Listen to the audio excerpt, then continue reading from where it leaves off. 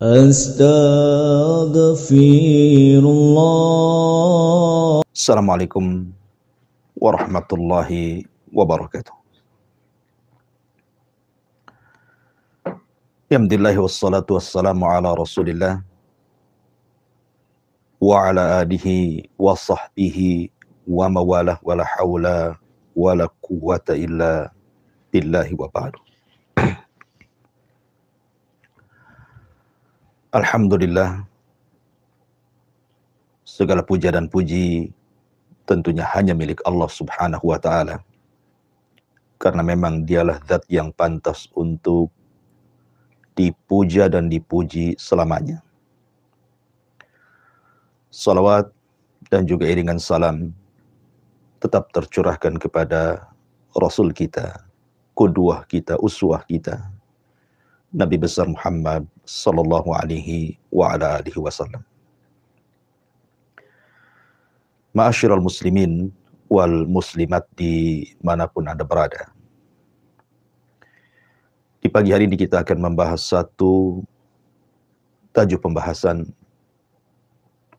yang berkenaan dengan kehidupan kita sehari-hari. 4 perkara yang harus kita hindari. Karena 4 perkara ini akan membawa kegelapan, mengeluarkan kita dari terang. Sehingga Nabi Shallallahu Alaihi Wasallam sampai berlindung dari 4 perkara ini. Apa saja 4 perkara tersebut? Nanti kita jelaskan. Ma'asyiral muslimin yang dimuliakan Allah Subhanahu wa ta'ala. Di dalam sebuah hadis, Nabi Shallallahu Alaihi Wasallam mengatakan, "Ala wa inna fil jasadi mudghah. Idza salahat salahal jasadu kullu, wa idza fasadat fasadal jasadu kullu, ala wa hiyal qalbu." Ingatlah, sesungguhnya dalam jasad manusia itu terdapat segumpal daging. Apabila gumpalan tersebut menjadi baik, maka seluruh jasad manusia akan baik.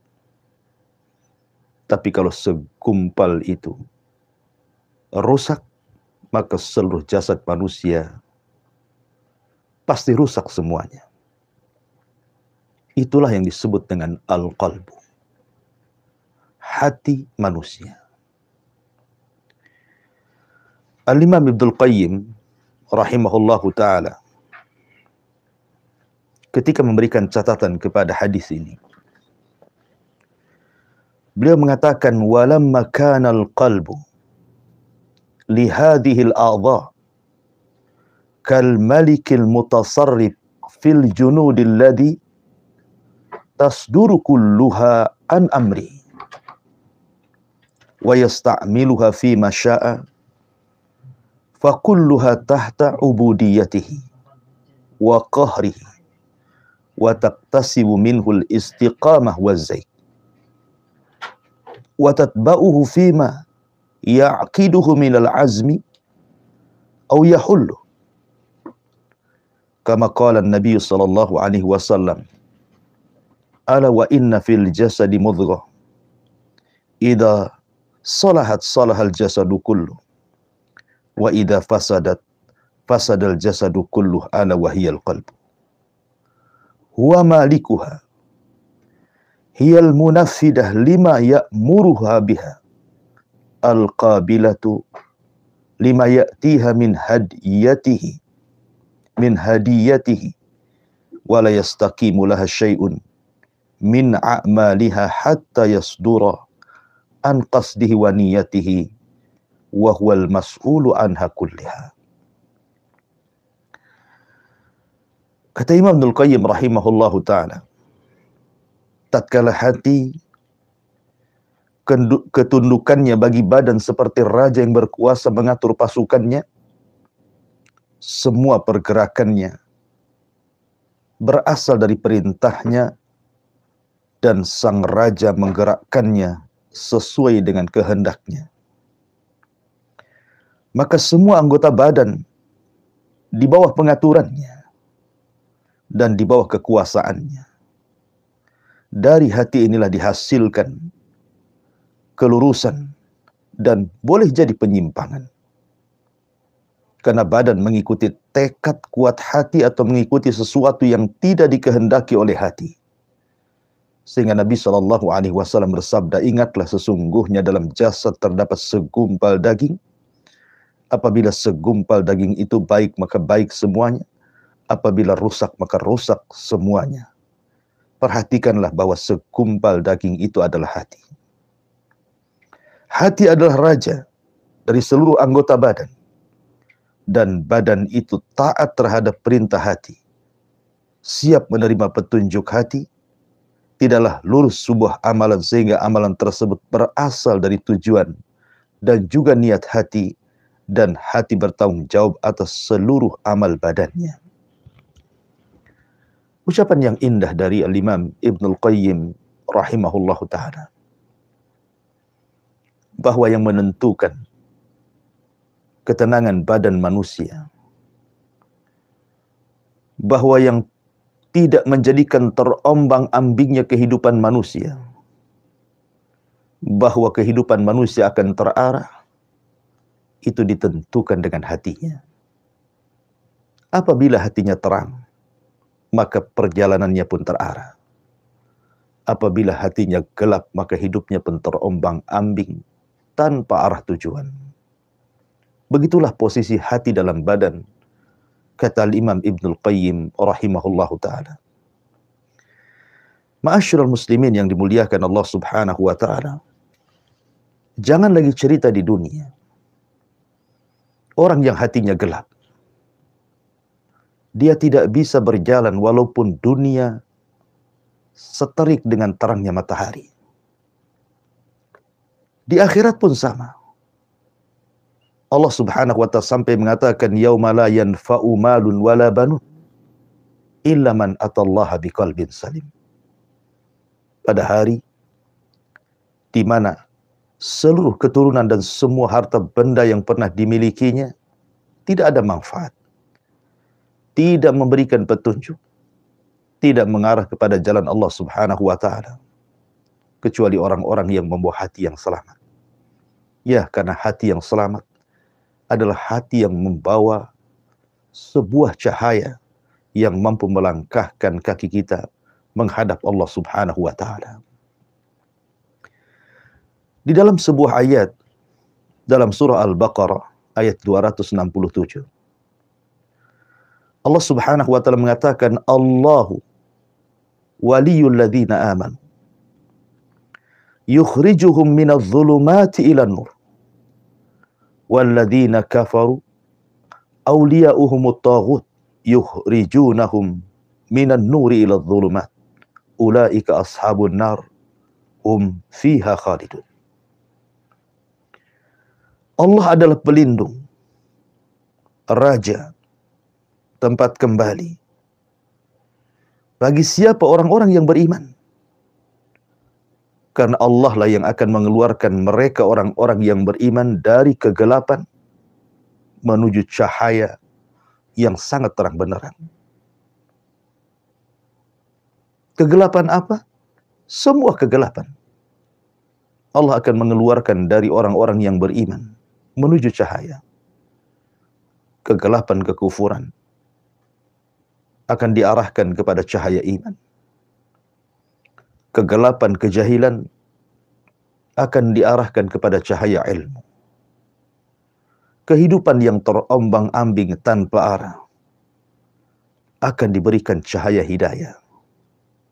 Karena Allah yang akan membimbingnya, Allah yang akan menjaganya, Allah yang akan menolongnya, Allah yang akan mengarahkannya. Tetapi orang-orang yang ingkar, orang-orang kafir, orang-orang yang sedikit kepercayaannya kepada Allah, bahkan tidak ada kepercayaan kepada Allah subhanahu wa ta'ala, maka pelindung-pelindung mereka, penjaga-penjaga mereka, pembisik-pembisik mereka adalah syaitan. yang mengeluarkan mereka dari cahaya menuju kegelapan. Cahaya iman digelapkan dengan kekafiran. Cahaya ilmu digelapkan dengan kejahilan. Cahaya hidayah digelapkan dengan kesesatan. Maka merekalah para penghuni neraka dan merekalah akan dikekalkan di dalamnya. Ma'asyiral muslimin yang dimuliakan Allah Subhanahu wa taala, sebuah ketetapan yang tidak bisa diingkari siapapun karena ini adalah takdir Allah Subhanahu wa taala. Di dunia ini tidak ada yang tetap kecuali berubah. Karena berubah adalah ketetapan dari Allah Subhanahu wa taala. Semua makhluk Allah Subhanahu wa taala di dunia tidak ada yang kekal. Teriknya matahari, kalaupun muncul dari pagi sampai sore, setelah itu kembali gelap. Cahaya bulan yang sangat indah di malam hari, terputus sampai di waktu fajar, sehingga pagi dan matahari menyingsing. Hujan terasa lama dan lebat, toh juga ada akhirnya. Panas yang terik yang luar biasa membakar badan-badan kita pun ada waktunya. Ada siang dan juga ada malam. Begitulah alam semesta. Tidak ada yang tetap. Begitu juga dengan kehidupan manusia. Tidak akan ada yang tetap. Sampai-sampai Allah Subhanahu wa taala berfirman, "Wa tilkal ayyam nudawiluha bainan nas." Hari-hari dalam kehidupan manusia itu akan diputarkan Allah Subhanahu wa taala. Terkadang susah, terkadang senang. Terkadang menangis, terkadang tertawa. Terkadang seseorang di atas, terkadang seseorang di bawah. Terkadang harus berkumpul, terkadang harus terpisah. Begitulah kehidupan manusia, tidak ada yang tetap. Semua yang tetap pasti berubah. Dan berubah itulah ketetapan dari Allah Subhanahu wa taala. Orang yang hatinya tenang, sehebat apapun perubahan itu, sehebat apapun digoncang dalam kehidupan ini, maka dia pasti akan melangkahkan kakinya. Tetapi orang-orang yang kecil keimanannya, sedikit keyakinannya kepada Allah Subhanahu wa taala, digelapkan hatinya. Dunia yang terang dia akan sulit untuk melangkah. Sekalipun matahari menyingsing dengan sangat bersinarnya dari pagi sampai sore, kalau hatinya gelap, kaki tidak mungkin mampu dilangkahkan. Apalagi kalau seandainya kegelapan itu adalah kekufuran. Kegelapan itu adalah kejahilan. Kegelapan itu adalah kesesatan. Maka orang akan diombang-ambingkan kehidupannya. Makanya ma'asyiral muslimin yang dimuliakan Allah Subhanahu wa taala, yang bisa menjalani kehidupan ini dari banyaknya perubahan hampir setiap hari, ada saja yang berubah. Adalah ketenangan hati. Makanya Nabi Shallallahu alaihi wasallam berdoa agar jangan sampai hati ini digelapkan dari 4 perkara. Sebab kalau seandainya hati digelapkan dari 4 perkara ini, maka hidup kita tidak akan lurus lagi. Hidup kita akan payah, terombang-ambing, terseok-seok, sehingga kita akan sulit untuk menghadapi kehidupan yang banyak ujian dari Allah Subhanahu wa taala. Karena sebuah ketetapan, kehidupan ini pasti akan banyak ujian dari kiri dan kanan, depan, belakang, atas dan bawah. Supaya Allah Subhanahu wa taala mengetahui siapa di antara hamba-hambanya yang betul-betul jujur dan siapa di antara hamba-hambanya yang berdusta kepada Allah Subhanahu wa taala. Apa 4 perkara tersebut? Dalam sebuah hadis yang dikeluarkan oleh Imam At-Tirmidzi dan juga disahihkan oleh Syekh Nasiruddin Al-Albani rahimahullahu taala dalam kitabnya Sahihul Jami', sebuah doa yang diajarkan Nabi Shallallahu alaihi wasallam kepada kita. Apa kata Nabi Shallallahu alaihi wasallam? Allahumma inni a'udzubika min qalbin la yahsha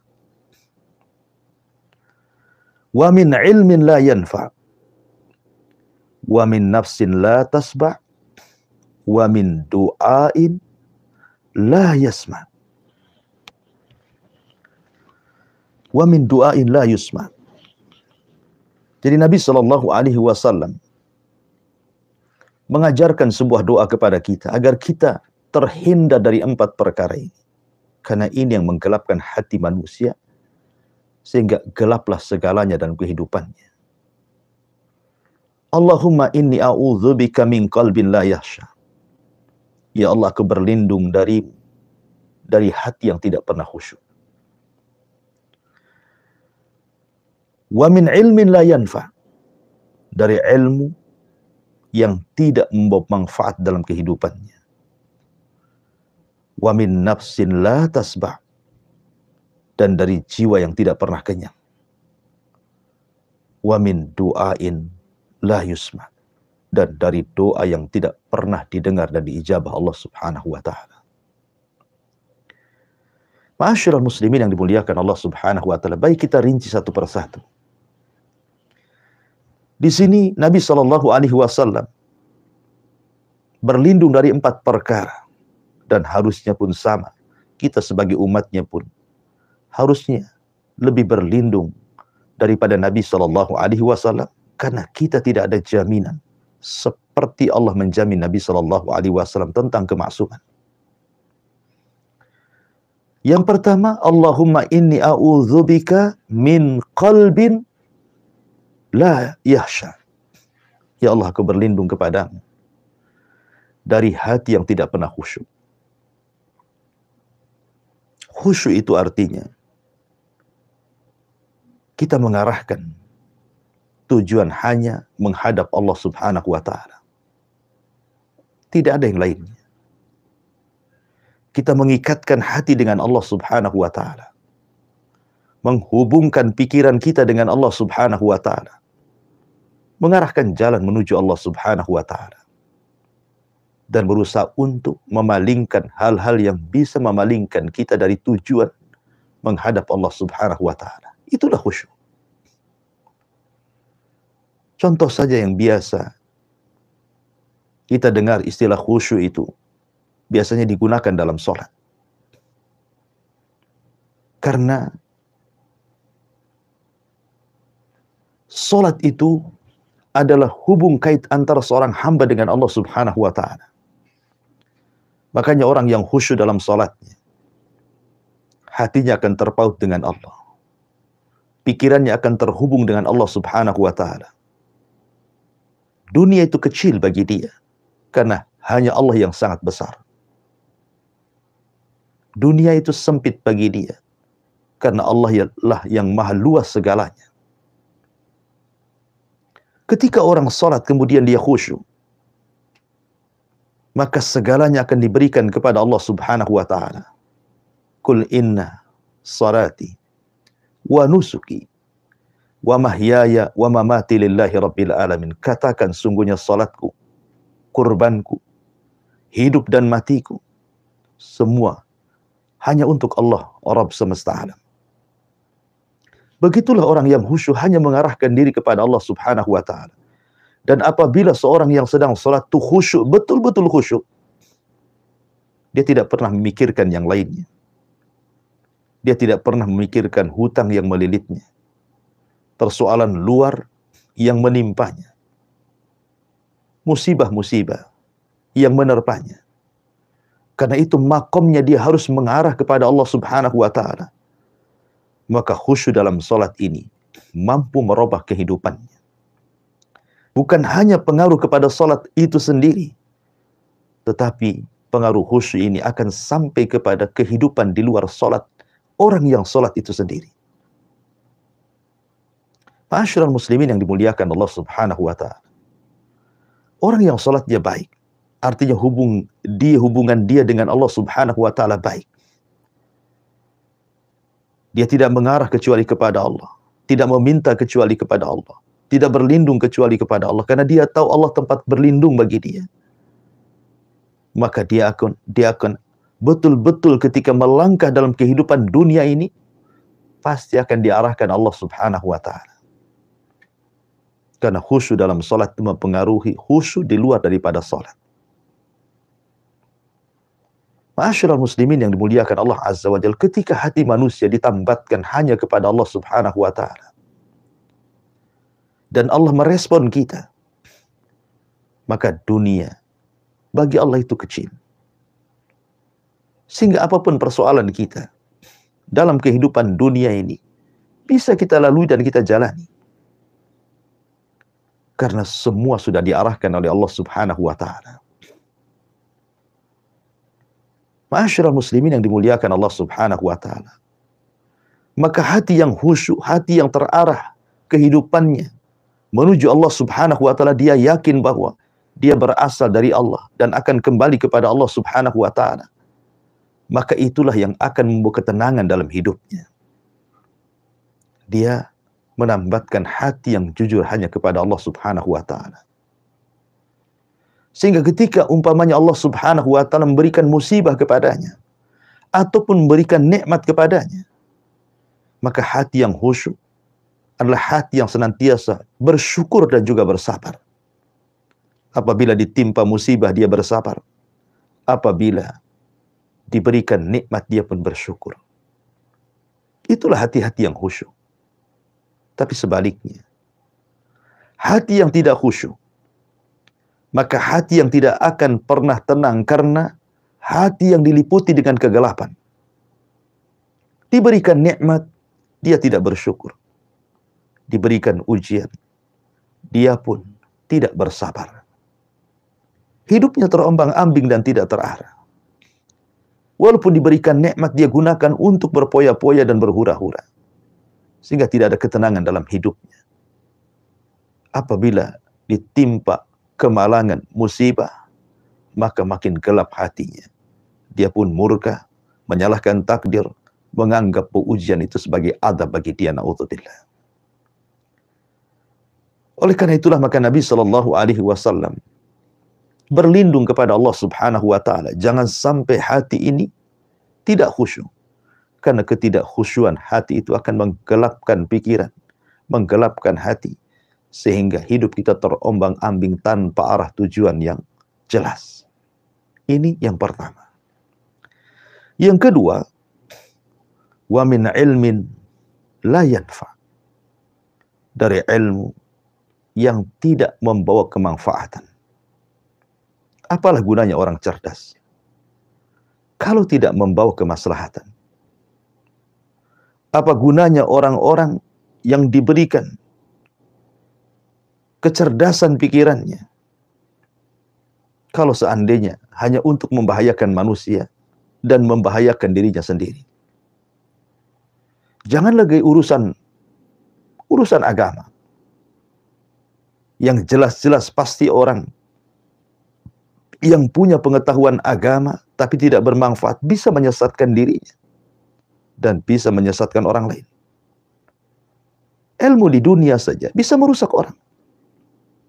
Kita bisa melihat ketika ilmu teknologi dalam persenjataan dunia makin bertambah canggih dan bertambah berkembang, membuat kekhawatiran manusia. Lihat perang dunia yang sudah berlalu, bom atom yang kemudian menghancurkan berbagai macam jiwa-jiwa manusia yang tidak bersalah. Yang boleh jadi mungkin persenjataan sekarang jauh lebih mutakhir dibandingkan persenjataan dulu, yang mungkin hanya meledakkan beberapa wilayah, mungkin sekarang berwilayah-wilayah, sehingga membuat kekhawatiran manusia. Kalau seandainya terjadi perang kemudian diledakkan senjata-senjata canggih itu seperti nuklir dan yang semacamnya, maka ini akan mengancam jiwa. Kalau pengetahuan seperti ini saja, urusan dunia, bisa merusak manusia, menghilangkan jiwa-jiwa manusia, betapa murahnya jiwa manusia. Bagaimana lagi kalau seandainya ilmu yang tidak bermanfaat ini justru berkaitan dengan agama? Tentu Bukan hanya satu jiwa yang dirusaknya. Boleh jadi ribuan jiwa tersesatkan dengan ilmu yang tidak manfaat itu. Bukan hanya sekedar tidak manfaat bagi dirinya, bahkan mencelakakan orang lain. Ma'asyiral muslimin yang dimuliakan Allah Subhanahu wa ta'ala, dan itu banyak kisah-kisah di dalam Al-Qur'anul Karim atau dalam hadis-hadis Nabi sallallahu alaihi wasallam.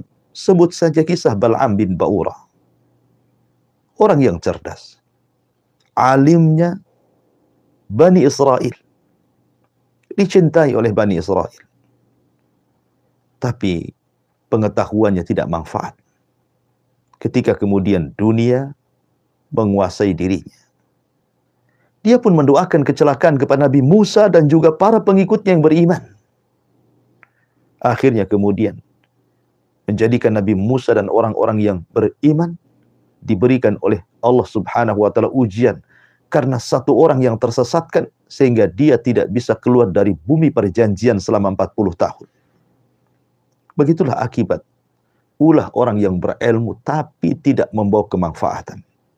Membawa musibah bukan hanya satu orang, satu negara dipersulit oleh dia. Ma'asyiral muslimin yang dimuliakan Allah Subhanahu wa ta'ala. Maka kita berdoa kepada Allah Subhanahu wa ta'ala, jangan sampai kemudian Allah anugerahkan kecerdasan baik dunia ataupun akhirat, kemudian tidak membawa kemanfaatan dalam kehidupannya, justru membawa kegelapan bagi manusia. Kemudian yang ketiga, kata Nabi SAW, wa a'udzubika min nafsin la tasbah. Dan aku berlindung dari jiwa yang tidak pernah kenyang. Jiwa yang tidak pernah kenyang ini sangat bahaya sekali. Dalam sebuah hadis Nabi SAW bersabda, "Lau anna libni Adam wadiyani min dhahab." Kalau seandainya anak Adam diberikan 2 lembah emas, ahab ayyakuna lahu wadiyan walan yamla'a fah illa turab. Pasti dia berkeinginan juga untuk mendapatkan 2 lembah yang lainnya, dan tidak ada yang menghentikannya kecuali tanah yang telah menguburkannya. Jiwa yang tidak pernah kenyang adalah jiwa yang dikuasai hawa nafsu. Itulah yang disebutkan dalam Al-Quran, wa innan nafsa la'ammaratun bisu. Sesungguhnya jiwa itu senantiasa memerintahkan kepada keburukan. Jiwa yang tenang adalah jiwa yang mengarahkan kepada kedamaian. Tapi jiwa yang tidak pernah kenyang akan mengarahkan kepada kegelapan, akan mengarahkan kepada kerusakan. Karena kita lihat, ketika jiwa itu tidak pernah kenyang, tidak pernah kenyang dengan hartanya, tidak pernah kenyang dengan jabatan, pangkat dan kepemimpinannya, tidak pernah kenyang segalanya, maka segala perkara-perkara dia akan tempuh walaupun di dalamnya ada keharaman, ada kesesatan, dan begitu seterusnya. Dia tidak akan peduli. Sebagaimana hadis Nabi SAW, sayati alaikum zaman, akan datang zamannya kepada kalian, kata Nabi SAW, la yubalil mar'u bima akhadal man. Manusia tidak akan peduli dari mana harta dia ambil, dari mana harta dia raih. Amin halalin amin haramin, kata Rasul. Apakah dari yang haram ataukah yang halal? Karena tujuannya hanya semata-mata urusan dunia, hatinya dikuasai dengan hawa nafsu, tidak pernah kenyang, tidak pernah qanaah dengan pemberian dari Allah Subhanahu wa ta'ala.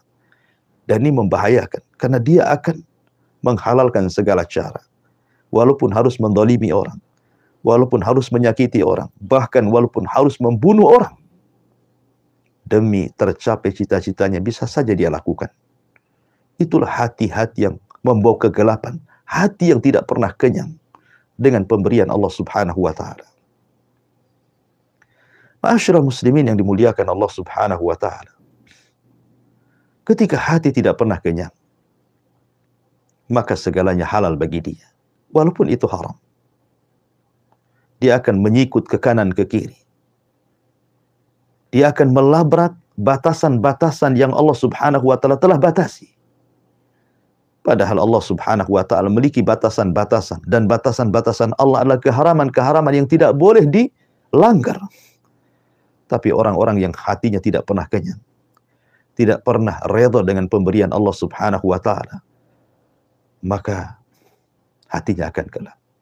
Betapa banyak orang-orang yang kemudian ditimpa musibah dan kemalangan, entah kesehatan, entah kekayaan, entah jabatan. Mungkin dia sakit, mungkin dia gulung tikar, boleh jadi dia dicopot dari jabatannya. Hati-hati yang tidak tenang, hati-hati yang tidak kenyang adalah hati-hati yang gelap dan tidak bisa menghadapi kenyataan. Apabila ditimpa sakit yang berkepanjangan, dia pun menyalahkan Allah Subhanahu wa taala, tidak redha, tasakhut. Lisannya akan mengeluarkan kata-kata yang tidak layak dikeluarkan. Terkadang mencaci maki Allah Subhanahu wa taala. Begitu juga yang usahanya gulung tikar. Begitu juga yang jabatannya dihentikan. Maka hati yang tidak pernah kenyang akan tertanam dendam dalam hatinya. Ma'asyiral muslimin yang dimuliakan Allah Subhanahu wa taala, sebaliknya, hati yang selalu kenyang dengan pemberian Allah Subhanahu wa taala, maka hati yang senantiasa bersyukur. Dia tidak pernah tasakhut, menolak takdir Allah Subhanahu wa taala. Ketika itu sebagai kaedah kehidupannya, maka dia akan berjalan dengan tenang. Kenapa? Karena di depannya terang benderang. Dia tahu bahwa ketika dia diberikan nikmat ataupun musibah dari Allah Subhanahu wa taala, itu demi kemaslahatan dirinya. Makanya sering saya ulang-ulang pentingnya menanamkan zuhud dalam hati. Seperti yang dikatakan oleh Al-Imam Hasan Al-Basri rahimahullahu taala, letakkanlah kekayaan, jabatan, pangkat di tangan. Jangan sampai Anda letakkan dalam hati Anda. Sebab kalau seandainya kekayaan, pangkat, jabatan itu diletakkan dalam hati, ketika itu semua hilang dalam hati, sedih rasanya, susah rasanya, perih rasanya, sehingga dia akan terus berpikir dan berpikir, sehingga kehidupannya akan terombang-ambing dan tidak akan pernah kenyang, tidak akan pernah tenang, akan gundah gulana, hatinya akan rusak dan tidak membawa kesenangan dalam kehidupannya. Tapi kalau Anda letakkan itu semua di tangan, seandainya harta datang, cukuplah di tangan. Pergi pun harta, pergi pula dia dari tangan. Seandainya Anda mendapatkan pangkat jabatan atau kepemimpinan, itu pun hanya sebatas di tangan. Kalaupun seandainya Anda diberhentikan, itu pun berhenti dari tangan saja. Hati ini betul-betul diberikan kepada Allah Subhanahu wa taala. Redha, puas dengan apapun pemberian dari Allah Subhanahu wa taala, karena Allah Maha tahu kemaslahatan kita selaku hamba-hambanya. Terkadang ada orang-orang yang dimiskinkan oleh Allah, sebab kalau dia kaya dia kufur. Terkadang ada orang-orang yang diberikan kekayaan, sebab kalau dimiskinkan, terkadang dia makin kufur. Semua karena kemaslahatan. Dan bagi seorang mukmin, dua-duanya baik. Mau kaya, mau miskin, mau senang, mau susah, semua dua-duanya baik bagi seorang mukmin. Karena dengan senang dia bersyukur, dengan susah pula dia bisa bersabar. Itulah hati-hati yang senantiasa kenyang, tapi hati yang tidak kenyang, maka hidupnya akan terombang-ambing tanpa arah. Yang terang menjadi gelap bagi dia. Kemudian yang terakhir, dan ini yang bahaya, wa min du'ain la yusma, dan dari doa yang tidak pernah didengar, dikabulkan oleh Allah Azza wa Jalla. Terkadang manusia ini terlampau banyak minta, tapi kurang berterima kasih. Padahal dalam surah Al-Fatihah Allah mengatakan, iyyaka na'bud wa iyyaka nasta'in. Hanya kepadamu ya Rabb kami menyembah, dan hanya kepadamu ya Rabb kami isti'anah meminta pertolongan. Lihat bagaimana Allah Subhanahu wa taala dahulukan syukur baru kemudian meminta. Bersyukur dulu dengan beribadah. Perbaiki ibadah kita kepada Allah Subhanahu wa taala, baru kita minta. Tapi manusia justru membalik. Harusnya iyyaka na'budu wa iyyaka nasta'in, dia balik iyyaka nasta'in wa iyyaka na'bud. Hanya kepadamu kami meminta pertolongan dan hanya kepadamu kami menyembah. Seolah-olah meminta, tapi dia lupa berterima kasih dengan ibadah. Pada Allah Subhanahu wa taala mengingatkan, "Falyabudu rabb hadzal bait." Setelah Allah mengatakan, "At'amahum min ju'in wa amanahum min khauf." Allah yang memberikan rizki sehingga kita kenyang. Dengan rizki yang Allah anugerahkan kepada kita. Allah pula yang menganugerahkan ketenangan sehingga kita tidak merasakan ketakutan. Allah hanya minta satu saja sebagai syukur kalian. Sembahlah Rabb pemilik bait, maksudnya Ka'bah, Allah Subhanahu wa ta'ala. Maka kalau ingin didengar doanya, maka lakukan seperti arahan Allah Subhanahu wa ta'ala. Bersyukur dulu, baru meminta. Dengan cara apa? Beribadah kepada Allah. Perbaiki salat kita, perbaiki puasa kita, perbaiki ibadah kita, baru meminta kepada Allah Subhanahu wa ta'ala. Lalu kenapa ada orang-orang yang kemudian ketika berdoa tidak didengar oleh Allah Subhanahu wa ta'ala? Dalam sebuah hadis, Nabi SAW pernah menggambarkan seseorang yang mengangkat kedua tangannya ke langit dengan pakaian yang compang-camping, rambut pun tidak terawat, penuh dengan debu.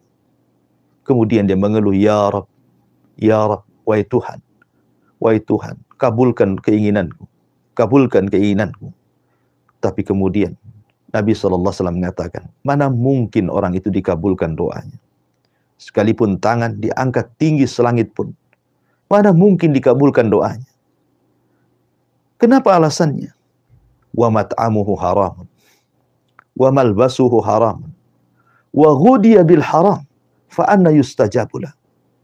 Ketika makanan yang ia makan adalah makanan yang haram, ketika pakaian yang ia pakai beli dari hasil yang haram, bahkan badan dia dari kecil sampai besar dibesarkan dari benda-benda haram, bagaimana akan dikabulkan doanya? Ma'asyiral muslimin yang dimuliakan Allah Azza wa Jalla. Orang yang tidak pernah dikabulkan doanya akan gelap kehidupannya. Karena dia meminta sesuatu tidak pernah diberikan. Jangankan lagi kita meminta kepada Allah Subhanahu wa ta'ala, zat pemilik kita semuanya, pemilik alam semesta. Terkadang seseorang, sesama manusia saja, ketika kemudian meminta dan tidak diberi, rasanya hati ini kecil hati. Rasanya hati ini terasa sempit.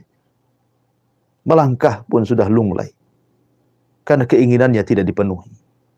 Apalagi Allah Subhanahu wa ta'ala.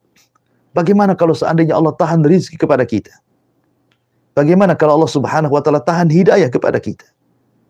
Tentu kegelapan yang hanya meliputi kehidupan kita. Makanya kenapa kita berlindung jangan sampai doa-doa kita tidak akan diterima. Karena itu yang menggelapkan kehidupan kita. Sehingga ketika kita meminta hidayah diberinya kesesatan. Ketika meminta ilmu diberikannya pula kejahilan. Ketika minta iman diberikannya pula kekufuran. Gelap hatinya. Tapi orang-orang yang senantiasa didengar doanya, mereka akan melangkahkan kaki dengan arahan yang jelas. Meminta iman diberikan iman. Meminta ilmu dianugerahkan ilmu. Meminta rizki diberikan rizki. Gimana tidak tenang kehidupannya? Oleh karena itulah 4 perkara ini sangat bahaya. Berlindunglah dari Allah Subhanahu wa ta'ala. Jangan sampai kita ini memiliki hati yang tidak pernah khusyuk. Memiliki ilmu yang tidak pernah manfaat. Memiliki jiwa yang tidak pernah kenyang. Dan juga berdoa tapi tidak pernah didengarkan. Wallahu a'lam bishawab, mudah-mudahan ada manfaatnya. Saya kembalikan kepada moderator. Falyatafadhal mashkura. Baik, Ustaz, jazakallahu khairan, barakallahu fikum. Terima kasih banyak Ustaz untuk penyampaian ilmu din al-Islam yang sangat berfaedah sekali bagi kita semua, sahabat pendengar Radio Alam FM Batam dan penyimak YouTube Akan TV. Alhamdulillah telah kita simak majelis taklim kita pagi hari ini. Dengan bimbingan oleh guru kita, Ustaz Abu Humairah Hafizahullah Ta'ala, kita akan bertanya jawab. Silakan sahabat pendengar HAM dimanapun Anda semua berada untuk ikut serta dengan kami, kaum muslimin dan muslimah, sahabat pendengar HAM dapat mengirimkan pertanyaan pada nomor 081803106106 maupun pada nomor 08117006. Di pagi hari ini ada Bapak Wawan. Ustaz, ada Bapak Wawan di Batang Kota. Pertanyaan dari Bapak Wawan di Batang Kota, Ustaz, mengenai beramal dalam hal baca Al-Quran. Saya pribadi membaca Al-Quran itu menggunakan bacaan yang dalam bahasa Indonesia itu, karena untuk membaca dalam bahasa Arabnya saya agak sulit ya. Jadi untuk sedikit membantu saya membaca Al-Quran itu menggunakan tulisan bahasa Indonesianya. Bagaimana dengan yang demikian ini, Ustaz? Apakah boleh atau tidak? Lalu apakah ada pahala dalam kegiatan yang saya lakukan ini? Ya, alhamdulillah. Salatu wassalamu ala Rasulullah. Ada pertanyaan. Seorang bapak yang kurang lancar membaca Al-Quran, sehingga dia membaca Al-Quran dari tulisan Latinnya. Dan alhamdulillah, Allah mudahkan. Sekarang banyak terjemahan Al-Quran dari bahasa Arab ke bahasa Latin dan juga terjemahannya. Dan itu memudahkan kita untuk membaca Al-Quran. Tetapi nasihat saya, Bapak harus belajar membaca Al-Quran. Dan punya keinginan untuk belajar membaca Quran. Karena bagaimanapun Quran itu pedoman. Semakin indah dia membaca, semakin membawa ketenangan. Dan jangan pernah malu dengan usia. Karena Quran itu tidak pernah melihat usia. Saya teringat dahulu waktu masih belajar di Yaman. Ada seorang kakek, tidak bisa baca Quran. Tetapi keinginan kuat menghafal Qurannya luar biasa. Akhirnya dia membeli, kalau dulu itu semacam tip kaset, ya, karena belum ada MP3 apalagi, dan yang semacamnya zaman itu kan pakai kaset. Dia beli kaset 30 juz. Kemudian dia dengarkan setiap hari, setiap waktu. Setiap dia mendengar satu ayat, dia ulang-ulang sampai 100-200 kali. Setelah dia mungkin berpindah ke ayat berikut, berpindah kepada ayat berikut, bertahun-tahun. Akhirnya, Allah pun anugerahkan dia sanggup menghafal Quran padahal tidak bisa baca Quran. Bukankah tidak ada mustahil bagi Allah? Mungkin kita katakan, mustahil, dia tidak baca Quran pun tidak bisa. Apalagi pula hafal Quran. Tapi ada rupanya orang-orang yang hafal Quran, tapi tidak bisa baca Quran. Dengan cara apa? Mendengar. Ya. Walaupun ada orang-orang seperti ini, tentu tidak banyak. Hanya orang-orang yang Allah anugerahi nikmat saja. Bagaimanapun, kalau saya anjurkan, tetaplah belajar Quran. Panggil guru privat. Belajar dari Iqra dulu. Dengan pelan-pelan. Ya. Kemudian, terus beranjak. Insya Allah. Man yuridillahu khairan yufaqihu fiddin. Siapa yang dikehendaki atau menghendaki sebuah kebaikan, pasti Allah cerdaskan dia. Siapapun yang ingin mencari kebaikan, Allah berikan kecerdasan. Pertanyaannya, sekarang posisi Bapak ini tidak mungkin kurang lancar ya baca Qur'annya. Akhirnya terpaksa dia bawa bacaan Latinnya karena ingin membaca Qur'an. Keinginan Bapak baca Qur'an itu sudah dapat pahala insya Allah. Keinginan Bapak saja ingin membaca Qur'an, belum membaca Qur'an, itu sudah pahala. Apalagi kemudian Bapak baca Quran walaupun dengan Latinnya. Makanya ada hadis yang mengatakan walladzi yatata'u fihi lahu ajran. Orang yang tertatih-tatih membaca Quran, saking sulitnya, maka dapat 2 pahala. Pahala kesungguhannya dan pahala bacaannya. Teruslah, jangan kendor. Walaupun dari Latinnya, terus baca Quran. Tetapi sekali lagi, haruslah ada perbaikan setiap harinya. Karena bahasa Latin akan berbeda dengan bahasa Arab aslinya.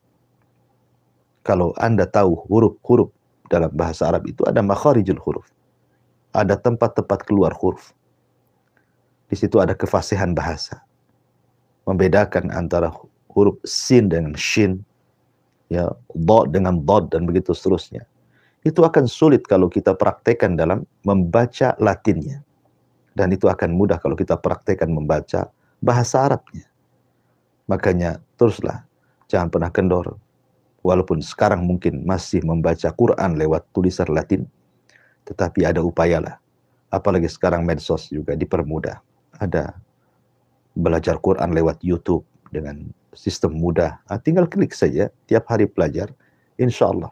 Sekali lagi Rasul mengatakan, man yuridillahu khairan yufaqihu fiddin. Siapa yang menghendaki kehidupannya baik, pasti Allah cerdaskan dalam agamanya. Wallahu a'lam. Baik, Ustaz. Jazakallahu khairan. Terima kasih Ustaz untuk pencerahannya, untuk menanggapi pertanyaan dari Bapak Wawan di Batam Kota. Insya Allah jadi ilmu berfaedah bagi kita semua. Selanjutnya ada pertanyaan dari Bapak Samsuri. Bapak Samsuri masih di Batam Kota juga. Ustaz, pertanyaan dari Bapak Samsuri di Batam Kota. Ustaz, maaf ingin bertanya, apakah dalam sholat itu, baik sholatnya sendiri ataupun sholatnya berjamaah, apakah itu akan memberikan ketenangan hati, Ustaz? Lalu Ustaz, dalam sholat itu, dalam misalnya ketika sebagai makmum ya, apakah membaca sami Allah liman hamidah atau cukup langsung baca Rabbana walakal hamd? Ya, alhamdulillah, salatu wassalamu ala Rasulillah, amma ba'd. Ketenangan hati dalam sholat itu tergantung kualitas sholat. Kalau kualitas sholatnya baik, maka juga akan menghasilkan ketenangan yang baik. Tapi kalau sholatnya tidak terlampau baik atau sama sekali tidak baik, maka itu pun tidak akan bawa ketenangan dengan baik dalam hatinya. Sholat ini perkara yang luar biasa sebenarnya. Sampai-sampai Aisyah radhiyallahu anha mengatakan, kana Nabi sallallahu alaihi wasallam idza hajabahu amrun fasiya ila shalah. Nabi itu kalau ada urusan besar, ada hal-hal yang membuat Nabi sallallahu alaihi wasallam sulit untuk keluar dari sebuah permasalahan, maka Nabi biasanya segera sholat, karena tahu bahwa dalam sholat itu bisa meringankan permasalahan yang dihadapinya. Maka sekarang saya terkadang heran, ketika mungkin di sebuah perusahaan ada masalah, kemudian mengadakan rapat untuk mencari jalan keluar dan menguraikannya. Datang waktu sholat, kadang-kadang mereka tidak sholat, atau mungkin sholatnya diulur-ulur, karena mereka sedang rapat, sedang menyelesaikan perkara besar dalam perusahaan. Orang-orang yang sedang rapat ini sebenarnya tidak paham. Kalau seandainya mereka terhenti ketika waktu sholat, kemudian mereka sholat, selesai sholat kemudian mereka rapat kembali, hakikatnya dengan sholat itu sudah mengurai permasalahan yang sedang dirapatkannya sebenarnya. Karena ketika rapat kedua setelah Anda sholat, berarti Anda sedang mengundang Allah dalam rapat. Dan tidak ada permasalahan besar, kalau Allah terlibat, pasti Allah akan urai dan menjadi kecil. Dan tidak ada perkara kecil, kalau Allah tidak terlibat, pasti akan sulit untuk terurai, bahkan bisa jadi menjadi besar. Oleh karena itulah maka sholat akan membawa ketenangan, menyelesaikan masalah.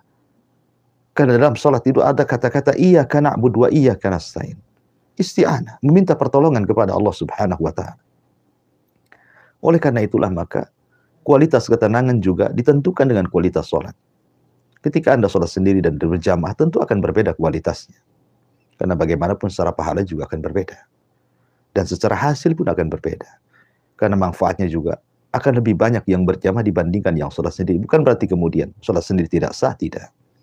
Akan tetapi kalau bicara tentang kualitas ketenangan hati, ya tentu semakin berkualitas sholatnya, semakin tenanglah hatinya.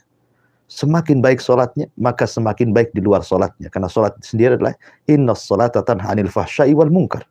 Sholat itu mencegah dari perbuatan keji dan kemungkaran. Maka semakin baik kualitas sholatnya, maka semakin baik akhlak di luar sholatnya. Insya Allah seperti itu. Ya. Jadi intinya bahwa perbaiki kualitas sholat dari mulai rukun-rukunnya, syarat-syaratnya, sunnah-sunnahnya, wajib-wajibnya. Insya Allah akan lebih banyak lagi mendatangkan ketenangan bagi kita. Ala, kata Allah Subhanahu wa taala mengatakan, ala bi dzikrillahi tatmainnul qulub. Ingatlah dengan berzikir mengingat Allah, apalagi dalam salat, itu akan lebih memberikan ketenangan dalam jiwa. Adapun tentang pertanyaan yang kedua, ketika Anda posisinya menjadi makmum, bukan menjadi imam, ketika imam membaca Sami Allahu liman hamidah, apakah Anda juga membaca Sami Allahu liman hamidah ataukah cukup membaca Rabbana walakal hamd? Ini masalah khilafiyah para ulama. Masalah khilaf para ulama. Ada yang membolehkan dua-duanya dibaca. Ada yang cukup membaca Rabbana walakal hamd. Terserah Anda mau memilih pendapat yang mana yang sesuai dengan keterangan hati Anda, mana yang lebih kuat daripada dalil, maka ambillah pendapat itu. Karena bagaimanapun beribadah itu harus dengan keyakinan. Karena Allah itu kita sembah. Keberadaan Allah itu yakin, dan kita sembah dengan keyakinan. Dan itu hanya bisa didatangkan dengan ilmu.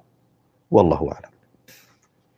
Baik Ustaz, jazakallah khairan Ustaz untuk nasihatnya, untuk menjawab pertanyaan Bapak Samsuri di Batam Kota tadi. Insya Allah jadi ilmu yang berfaedah bagi kita semua. Ada pertanyaan hadir lagi Ustaz dari Bapak Ibu hamba Allah masih di Batam Kota juga. Pertanyaan dari beliau ini, Ustaz, andai kan kita mendapat nikmat dari Allah di setiap waktunya, apakah di setiap mendapat nikmat dari Allah itu boleh kita melakukan sujud syukur Ustaz? Lalu andaikan boleh, apakah harus menghadap kiblat, suci, dan ada syarat-syarat atau bacaan khususnya Ustaz? Bagaimana dengan demikian ini Ustaz? Ya, alhamdulillah. Salatu wassalamu ala rasulillah mabad. Sujud itu ada beberapa sujud yang dianjurkan dalam Islam. Ada namanya sujud dalam sholat. Sujud dalam sholat juga namanya sujud sahwi. Ada sujud tilawah. Dan juga ada sujud syukur. Tentu akan berbeda. Sujud tilawah disebabkan karena dia membaca atau mendengar ayat sajidah dibacakan. Ada sekitar 14 atau 15 ayat dalam Al-Quran tentang sujud tilawah. Sujud sahwi apabila Anda lupa, maka dalam sholat, baik sholat wajib atau sunnah, maka disyariatkan sujud sahwi. Dan ada sujud yang ma'ruf dalam sholat. Adapun sujud yang ditanyakanlah mendapatkan nikmat atau disebut dengan sujud syukur, itu disebabkan karena mendapatkan nikmat. Dan sujud syukur itu tidak ada syarat-syarat seperti sujud-sujud yang lainnya, harus suci, kemudian harus tertutup auratnya. Seandainya Anda sendirian di rumah seorang wanita, Anda sedang pakai pakaian yang biasa saja, tidak anggaplah membuka aurat, tapi kan tidak ada yang melihat kecuali di rumah. Tiba-tiba kemudian ada telepon dari suami bahwa dia mendapatkan nikmat dari Allah Azza wa Jalla, mungkin berupa harta atau yang lainnya. Anda merasa gembira, langsung sujud. Ya, langsung sujud. Maka tidak ada masalah. Jadi memang aturan sujud syukur itu tidak sebagaimana sujud yang lainnya. Ya, dan sujud saja. Apakah ada bacaan yang mungkin kembali kepada dalil umum tentang bacaan sujud, subhana rabbiyal a'la. Ya, itu dalil umum tentang bacaan sujud ya. Jadi dan yang penting adalah niatnya, bahwa niat Anda sujud itu karena bersyukur kepada Allah Subhanahu wa taala. Ya sebaiknya Anda menghadap kiblat ya kan. Karena sujud adalah diberikan kepada Allah. Ya menghadap kiblat. Tapi terkadang saking bahagianya seseorang kadang-kadang lupa arah, langsung sujud. Tidak masalah. Ainama tuwallu fathamma wajhullah. Kemanapun kau arahkan, disitulah ada wajah Allah Subhanahu wa taala. Wallahu a'lam. Jazakallah khairan Ustaz untuk jawabannya untuk pertanyaan dari hamba Allah tadi. Satu pertanyaan terakhir Ustaz yang hadir di pagi hari ini dari Ibu Umi Abdillah di Batam Kota lagi. Ustaz mohon nasihatnya untuk istri yang memiliki suami yang kalau sedang di rumah atau lagi nggak kerja, kerjaannya itu hanya main HP dan tidur. Istri pun jadi jenuh dengan keadaan itu. Kalau dinasehatin, suami malah marah dan ujung-ujungnya malah selisih paham atau bertengkar. Mohon nasihat. Ya, alhamdulillah. Salatu wassalamu ala rasulillah amma ba'd. Pertama berdoa kepada Allah Subhanahu wa taala yang memegang hati suami Anda ini, bukan Anda. Anda mau marah-marah, mau berteriak, putus urat leher pun gak akan bisa menyadarkan suami, karena yang memegang hati suami Anda hanyalah Allah Subhanahu wa Ta'ala. Minta kepada Allah agar hati suami Anda diberikan hidayah untuk berubah. Yang kedua, cobalah Anda selama suami, mungkin perkara-perkara yang dilakukan suami itu tidak menjurus kepada hal-hal yang diharamkan. Ya, suami lagi main HP, ambil HP juga. Duduk depan suami. Sama-sama main HP dengan suami di situ. Suami tidur, Anda tidur juga di samping suami. Buat apa yang dilakukan suami, kalau itu yang membuat dia suka. Ya. Jangan terlalu dipikirkan kalau itu tidak memadaratkan keluarga, dan itu bukan perkara haram. Ya, suami lagi main handphone, entah nengok kajian-kajian di YouTube atau apa gitu kan. Anda duduk di sebelah suami, main juga HP di situ. Dia tidur juga di samping dia. Kan dibuat senang saja rumah tangga itu. Ya, terkadang perkara kecil menjadi besar, bahkan menjadi percekcokan yang berakhir dengan perceraian. Ini waswas daripada syaitan. Ya tentu niat Anda ini kan baik, maunya merubah suami. Mungkin di waktu dia sedang libur kerja, maunya kan bersama-sama keluarga, senang-senang dengan keluarga dan begitu seterusnya. Tapi kenyataannya sudah hari kerja dia sibuk dengan kerja, tiba-tiba pulang ke rumah pula dia sibuk dengan HP dan tidurnya. Gitu ya. Ya tadilah berdoa kepada Allah. Kalaupun harus dinasihati, maka nasihati dengan cara baik. Tidak perlu ditegangkan seperti itu sampai Anda katakan tadi harus cekcokan. Itu kan bukan perkara-perkara yang menjadikan keretakan dalam sebuah keluarga sebenarnya. Ya sekarang kembalilah ke manajemen Anda berkeluarga. Ikuti saja kesenangan suami, selama itu bukan hal-hal yang diharamkan. Kecuali kalau hal-hal yang diharamkan, maka harus ditegur dan nasihati dengan baik. Wallahu a'lam. Ya, segera cukup, saya kembalikan ke moderator. Insyaallah jazakallah khairan Ustaz untuk pencerahannya. Untuk pertanyaan terakhir tadi ya, Ibu Umi Abdullah di Batam Kota, insyaallah jadi